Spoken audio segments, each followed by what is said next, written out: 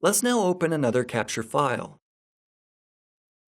One of the easiest ways to check what's been happening in the network is to analyze the DNS protocol.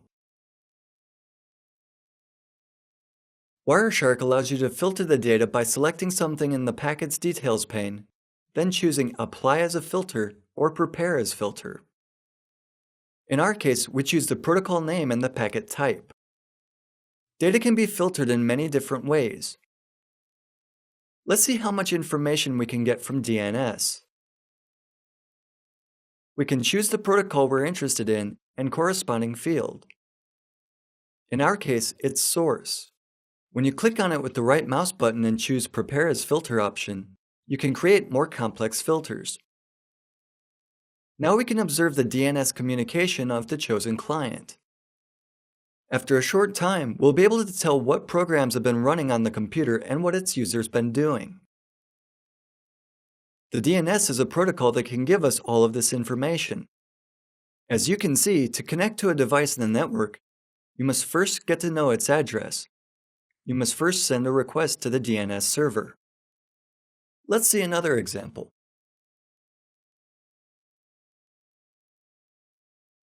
We've captured data concerning network users. In this case, someone is connected to HTTP servers. To get a general overview of what happens in a capture file, let's start with the Statistics menu. We'll examine the HTTP statistics and the packet statistics. You can apply data filters to the statistics too. In our case, we will create the statistics based on all the packets.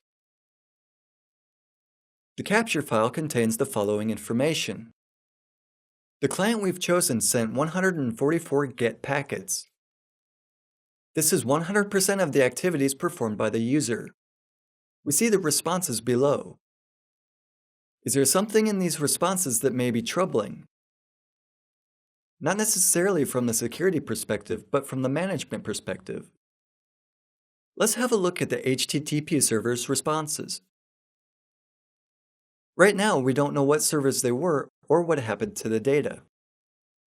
We see 140 responses, out of which there were 80 OK responses and 57 redirection responses, where a server responded to a client that some data had been moved to another location.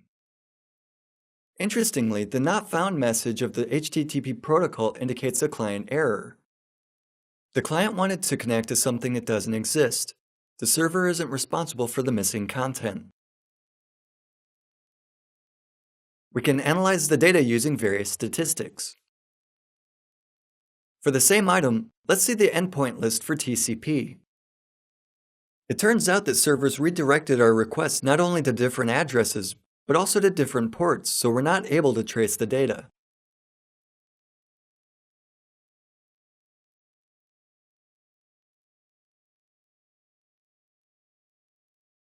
We managed, however, to generate a list of IP addresses of hosts that were involved in the communication. From the number of packets generated by the host, we can guess that the selected address is the client's computer. The list contains the IP addresses of all computers we were redirected to.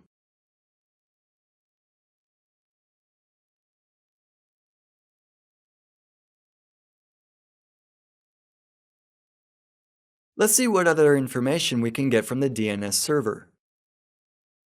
Let's open a file with the data captured when the computer was starting up. An interesting experience is to monitor the computers left unattended, that is, those with no one at the keyboard. What does the computer do when no one uses the keyboard? Some of the programs installed on the computer are very chatty. Particularly interesting is what happened with the computer when it was starting up. We know that to find out who the computer was connected to, we should filter the data for the information from the DNS protocol. We can see that the computer has the McAfee antivirus installed on it. We also see that the program tried to perform an update.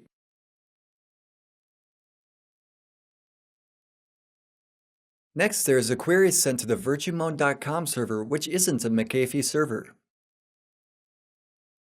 If we did some research about this server, We would learn that this is a website that virus is connected to get instructions concerning further actions. It was the site used to coordinate attacks.